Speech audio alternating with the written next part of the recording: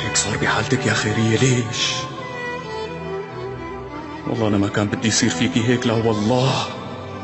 والله لو تجوزتي فلا بزعل منك مثل ما أني زعلان هلا، لأنه الحكي اللي طلع عليكي شغلة كبيرة كتير يا خيرية. إيه والله شغلة كبيرة كتير وما حدا بيتحملها. شلون بدك يعني اتحملها أنا؟ شلون؟